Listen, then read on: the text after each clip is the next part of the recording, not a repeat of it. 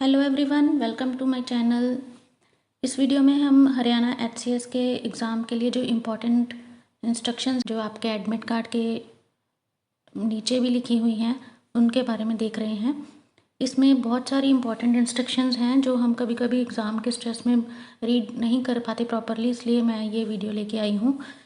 इस वीडियो के लास्ट में एक ऐसी इम्पॉर्टेंट बात है जो कि बहुत ही इम्पॉर्टेंट है। समझ लीजिए, अगर आप टाइम पर पहुँचे एग्ज़ाम में, पेपर भी अच्छे से किया, सब कुछ किया, लेकिन वो फॉलो नहीं की, तो आप पेपर में कुछ भी किया आपने वो सब ख़त्म हो जाएगा, आप डिस्क्वालीफाई भी हो सकते हैं। तो देखते हैं, सबसे पहली इंस्ट्रक्शन है, candidates are advise to visit their exam centre at least one day. ये पूरी इंस्ट्रक्शन मैं आपको आप पढ़ सकते हैं, वीडियो बहुत लंबी हो जाएगी इसलिए मैं शॉर्ट में बताऊंगी सिर्फ इम्पॉर्टेंट इंस्ट्रक्शंस।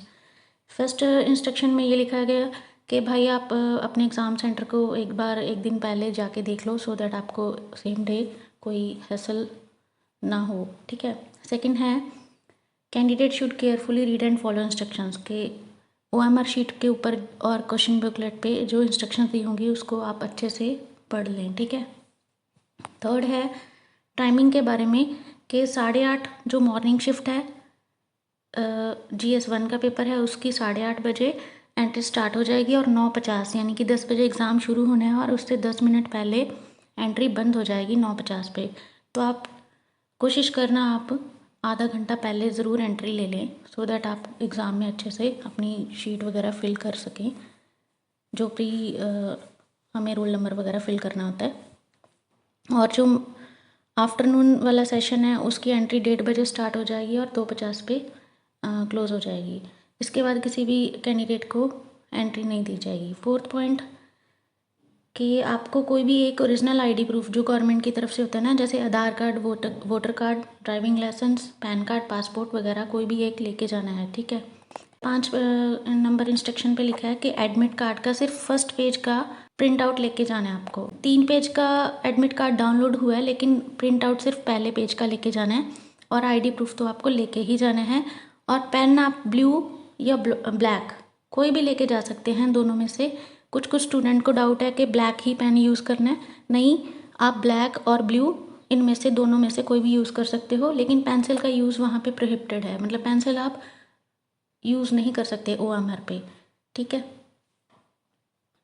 और बॉल पॉइंट पेन ही लेके जाना, जेल पेन नहीं लेके जाना, क्योंकि अगर पानी वगैरह गिर जाता है कोई तो वो फैल जाती है इंक, इसके लिए बॉल पॉइंट पेन ही ज़रूरी है। 6th है कि कॉपी करता है कोई बंदा, अगर कोई मतलब कैंडिडेट नकल वगैरह करता पकड़ा जाता है तो वो डिस्क्वालीफाई हो जाएगा। 7th है कि कैंडिडेट्स हैं जो पेपर देने जाते हैं तो वो अपनी जो एलिजिबिलिटी है उनकी वो फुलफ़िल होनी चाहिए। किसी भी स्टेज पर अगर ये पता चलता है कि आप इस एग्ज़ाम के लिए एलिजिबल नहीं हैं तो किसी भी स्टेज पे डिस्क्वालीफाई कर सकते हैं।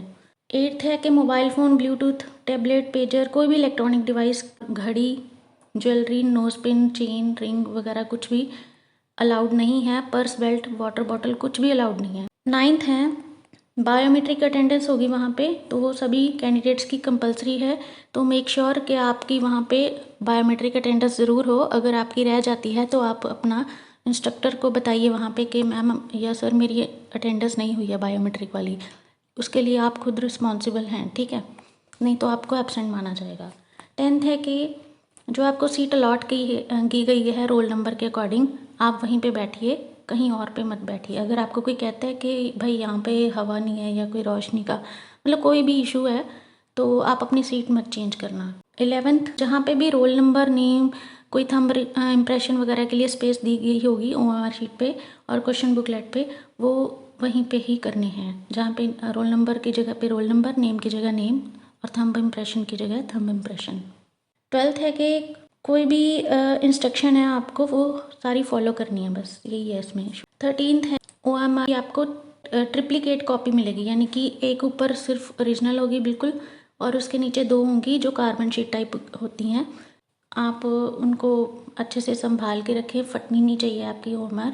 14th पॉइंट है कि एक बेल बजेगी एग्ज़ाम स्टार्ट होने पे, तो तभी आपने आंसर वगैरह स्टार्ट करने हैं अपने करने, और एंड के लिए भी, और एक हाफ टाइम पे भी बेल बजेगी। 15 एग्ज़ाम सेंटर में साइलेंस होनी चाहिए। 16 स्मोकिंग ईटिंग एग्ज़ाम में अलाउड नहीं है। 17 किसी भी फॉर्म में कैनवसिंग अलाउड नहीं है, डिस्क्वालीफाई हो जाएगा कैंडिडेट।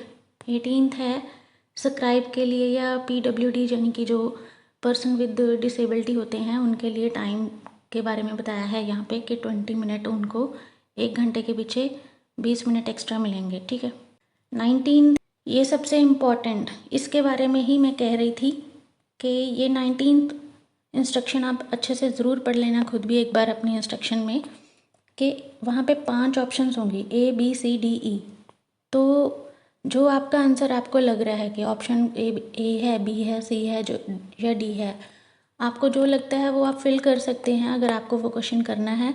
अगर आपको क्वेश्चन नहीं आता और आप सोच रहे हो कि मुझे ये क्वेश्चन अटैम्प्ट नहीं करना, तो उसके लिए आपको जो ऑप्शन ई वाला ओवल है ना, वो आपको ज़रूर डार्क करना है, उसको सर्कल में फिल ज़रूर करना है।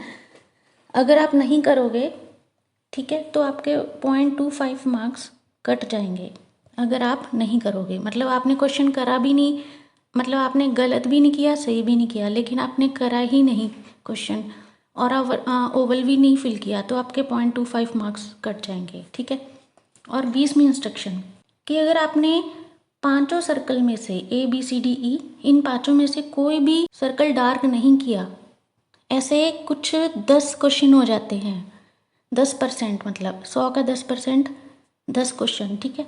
आपने फिल ही नहीं किए, कोई भी ओवल उसमें सर्कल है जो वो फिल नहीं किया, तो आपको एग्ज़ाम में से डिस्क्वालीफाई कर दिया जाएगा।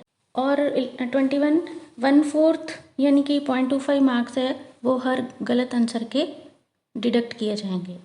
22 है कि कोई भी गलती हो जाती है रोल नंबर में, क्वेश्चन बुकलेट में या कहीं पे भी आपसे, तो वो OMR शीट रिजेक्ट हो सकती है। जो आपकी ओरिजिनल OMR है वो कंप्यूटर द्वारा स्कैन की जाएगी, इसलिए जो भी आप वहाँ पे आंसर्स के सर्कल डार्क करेंगे वो उनको कम्प्लीटली और प्रॉपरली करना है। 24 कैलकुलेटर एग्ज़ाम में अलाउड नहीं है। 25 किसी भी कैंडिडेट से अगर नेम और रोल नंबर फिल करने में मिस्टेक हो जाती है तो उसको नई OMR शीट बदल कर नहीं दी जाएगी। 27 सभी कैंडिडेट्स की OMR शीट कलेक्ट करने के बाद, उनको काउंट करने के बाद ही आपको एग्ज़ाम हॉल से बाहर जाने की परमिशन मिलेगी।